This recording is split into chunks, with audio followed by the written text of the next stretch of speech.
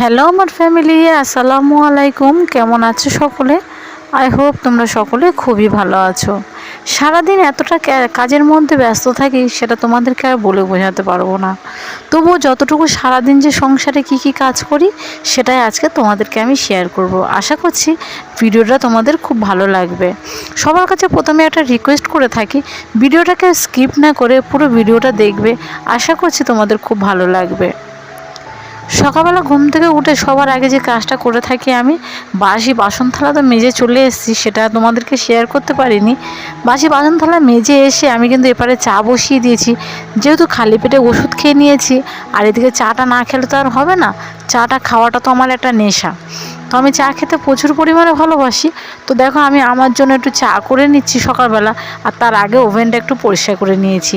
আর এই কেকটা সিরিন গিয়ে নিয়ে এলো ছুটে গিয়ে, যে মাম্মা আমাকে দাও টাকা, আমি গিয়ে নিয়ে আসি। নিয়ে এসে এবার যেহেতু চাটা খাওয়া হয়ে গেছে, এবার তো আমার যেতে হবে রান্নার জোগাড় করতে। বলো, তোমাদের দাদাভাই বাড়িতে নেই, যেন হঠাৎ করে আমাকে ফোন করে বলল সে দুপুরবেলা বাড়িতে চলে আসবে। তার আর কি একটু হুটপাটের মধ্যে আর কি রান্নাবান্না করব। রান্নাবান্নার জন্য আজকে দেখলাম কিছু নেই বাড়িতে, যেন কুমড়ো গাছে ফুল ছিল কতগুলো, আর সিরিনকে বলেছিলাম দোকান থেকে বেসন নিয়ে আসতে। তো বেসন নিয়ে এসছে, আর আমি এদিকে ভাবছিলাম কাঁচা ঝালও তো বাড়িতে নেই।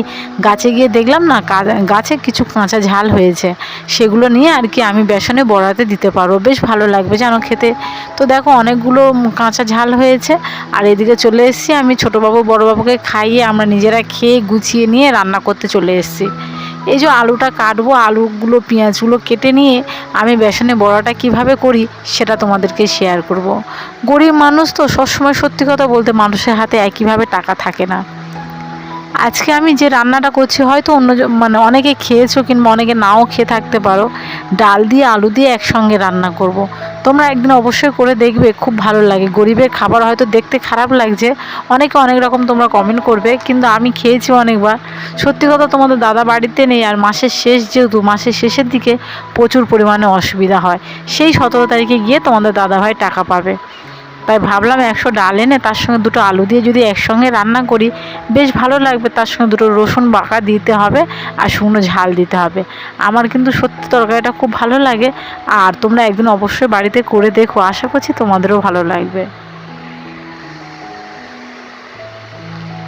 এদিকে আলু কাটা হয়ে গেছে, আর এদিকে দেখতে পেলাম ডালটাও প্রায় হয়ে গেছে। ডালটা হয়ে গেছে দেখে আলুটা দিয়ে দিলাম। কালকে না আমি তোমাদেরকে ভিডিও দিইনি, কেন বলো তো? মনের অবস্থাটা একদমই ভালো ছিল না। কিছু মানে মনের দিক থেকে প্রচুর পরিমাণে কিছু ভাবনার মধ্যে আছি। এক হচ্ছে সত্যি সারাদিন খেটে খেটে আর পারা যায় না, জানো তো, দুটো বাচ্চা নিয়ে যখনই যেখানে যায় না কেন দুটো বাচ্চাকে ঘরে রেখে যেতে হয়। আর সারাক্ষণ কিন্তু মনটা ঘরের মধ্যেই পড়ে থাকে। কারণ হচ্ছে এটাই, তোমরা খুব ভালোভাবে জানো, হাতের কাছে একটা মানুষের সব কিছু যদি না থাকে তার খুবই অসুবিধা হয়। আর আমার সত্যি কথা বলতে, আমি প্রথম থেকে আমার কষ্ট এসে গেছে জীবনে, আর বিয়ের পরেও আমার সারা জীবন কষ্ট। তবে হ্যাঁ, ভাগ্য করে স্বামীটা পেয়েছি তাই আমার কাছে অনেক। তাছাড়া কষ্ট সয়ে সয়ে আমার কিন্তু কষ্ট সয়ে সয়ে এমন অভ্যেস হয়ে গেছে, সারা জীবন সইতেও রাজি। তো এদিকে ছোটোবাবু কি করেছে, ছোটোবাবু বড়োবাবু খেলা করছিল, খেলা করতে করতে ওরা খাবার এনে আমাকে দিল। তা আমি খাবারটা খেয়ে বললাম বেশ ভালো হয়েছে।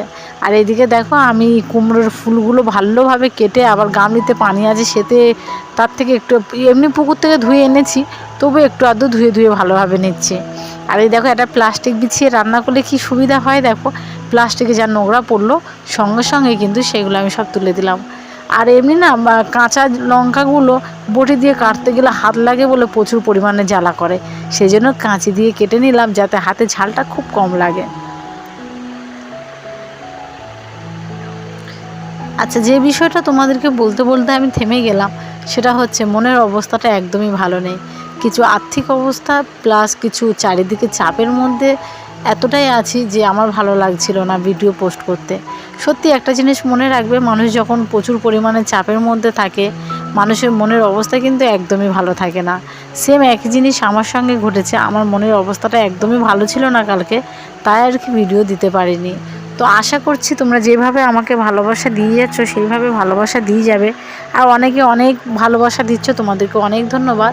আর এইদিকে দেখো আমি কিন্তু আমার তরকারিটা প্রায় হয়ে গেছে, একটু বাঁকা দেবো বলে শুকনো ঝাল তারপরে রসুন বাটা দিয়ে ভালোভাবে ঢাকা দিয়ে দিলাম, কারণ সঙ্গে সঙ্গে ওটা ঢাকা দিলে না একটা সেন্ট বের হয়, সেটা কিন্তু উড়ে যায় যদি একটু দেরি হয়ে যায় ঢাকা দিতে।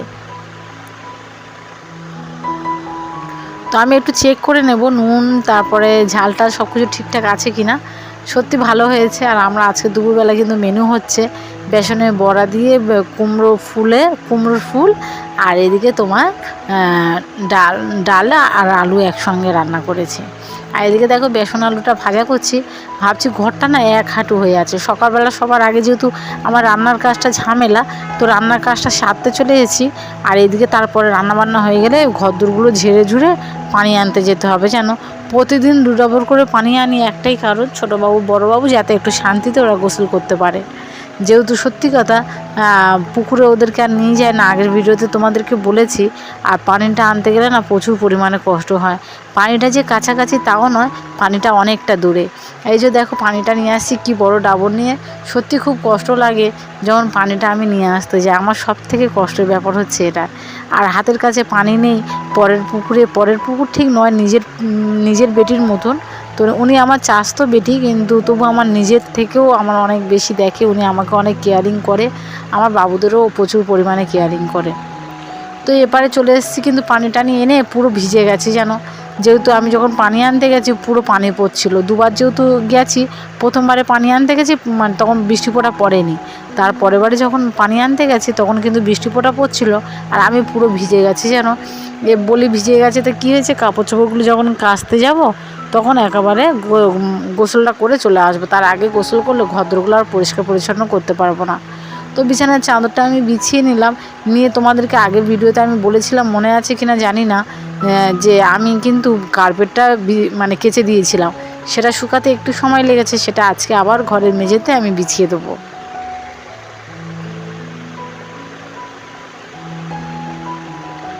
চলো ঘরের মেঝেটা বিছিয়ে দেবো। আর ছোটোবাবু বড়োবাবু কিন্তু পাশেরটা খেলা করছে, পাশে নিচে আর কি। আমি বলি তোরা দুজনে ওখানে খেলা কর, আমি কিন্তু কাজকামগুলো সেরে নিই। দেখো আমার কিন্তু বিছানা গুছানো কমপ্লিট হয়ে গেছে। ভাঙাচোরা ঘরের মধ্যে আর কত সুন্দরভাবে তোমাদেরকে দেখাবো বলো। ওই ঘরটা কমপ্লিট হয়ে গেছে, পাশের ঘরে চলে এসেছি। পাশের ঘরটা প্রায় সব সময় সত্যি কথা গুছানো থাকে, গুছানোর উপরে কিন্তু প্রতিদিন আমাকে এইভাবে গুছাতে হয়। প্রতিদিন কিন্তু আমি আমার সংসারের কাজকামগুলো ঠিক এইভাবেই করি, যেইভাবে তোমরা আজকে ভিডিওর মধ্যে দেখতে পাচ্ছ। এর মধ্যে অনেকগুলো আর কি দেখানো হয়নি, যেমন বাসন থালা মাঝে দেখেছি সেটাও দেখানো হয়নি, অনেকটা দূরে তো, আর সবসময় ফোন নিয়ে যাওয়া হাতে করে সম্ভব হয় না। আর দেখো আমার কিন্তু এবারে বিছানাটা গুছানো কমপ্লিট হয়ে গেছে, আনলা থেকে কাপড়টা সরে গেছে, আমার একদমই খেয়াল ছিল না। তো আমি আনলা থেকে কাপড়টা আর কি সরিয়ে আবার ঠিক করে দিলাম, দিয়ে এবারে ঘরটা একটু ঝাঁট দিয়ে দেবো। সকালবেলা একবার বাসি ঘরটা ঝাঁট দিয়েছি, আর ছোটোবাবু বড়োবাবু যেহেতু নিচে খেলা করছিল, তারপরে কিন্তু ঘরটা ঝাঁট দেওয়া হয়নি। তো এখন আবার একবার ঝাঁট দিয়ে দেবো, দিয়ে কার্পেটটা বিছিয়ে দেবো। সকালবেলা ঘুম থেকে উঠে কিন্তু ঘরটা আমি মুছে নিয়েছিলাম, সেটা তোমাদেরকে দেখাতে পারলাম না।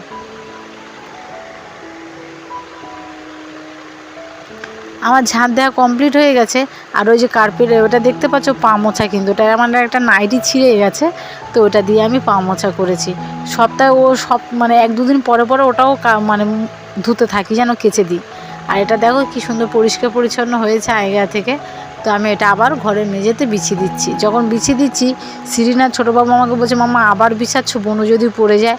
ও আমাকে বলছে মাম্মা যদি আমি পড়ে যাই, আমি বলি না কিচ্ছু হবে না, থাক, এটা থাকলে ঘরে খুব সুন্দর দেখায়। ওরা বলে আচ্ছা ঠিক আছে মাম্মা, অসুবিধা কিছু নেই বলে আবার রান্নাঘরে একদিকে আর কি ওই যে ওই কোণটাতে দেখতে পাচ্ছ, ওখানে কিন্তু কিছু প্লাস্টিক জড়ো করে রেখে দিয়েছি। দিয়ে আমার কিন্তু ঘর ঝাঁট দেওয়া হয়ে গেছে, দুটো ঘর গুছানো কমপ্লিট। আবার চলে এসেছি পুকুরে, যেন কাপড় চোপড়গুলো কাচতে, অনেকগুলো কাপড় চোপড়, যেহেতু কালকেরও কাচিনি আর আজকের তো অনেকগুলো কাপড় চোপড়। আর তোমাদের চোখের সামনে তো দেখালাম বিছানার চাদরটা আমি চেঞ্জ করেছি। আর আমি যখন যে কাজটা করি না, তখন সে কাজটা আমি করে নেওয়ার চেষ্টা করি, কারণ আমি মনে করি সে কাজটা যদি আবার রেখে দিই কিন্তু বড্ড গা ভারী লাগবে। সেই জন্য আমি সঙ্গে সঙ্গে সব কাজগুলো কমপ্লিটভাবে করে নেওয়ার চেষ্টা করে থাকি। তো দেখো আমার কিন্তু এপারে আমি কাপড় চোপড়গুলো ভালোভাবে আর কি ভিজিয়ে দিয়েছি।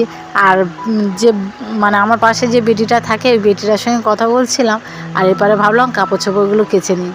আর কাপড় চোপড়গুলো যখন কাচছি তোমাদের দাদাভাই আমাকে বললো যে তোমাদের দাদাভাই চলে আসবে, বলে তোমাদের দাদাভাই এখনও আসেনি জানো। একবার করে রাস্তার দিকে তাকাচ্ছে আর একবার কিন্তু কানটা আর মনটা কিন্তু আমার পুরোপুরি ঘরের দিকে জানো, যেহেতু তোমাদের দাদাভাই এখনও পর্যন্ত বাড়িতে আসেনি। আর দুজনকে যে ঘরে রেখে দিয়েছি এতগুলো কাপড় চোপড় কাচবো, একটু তো সময় লাগবে বলো।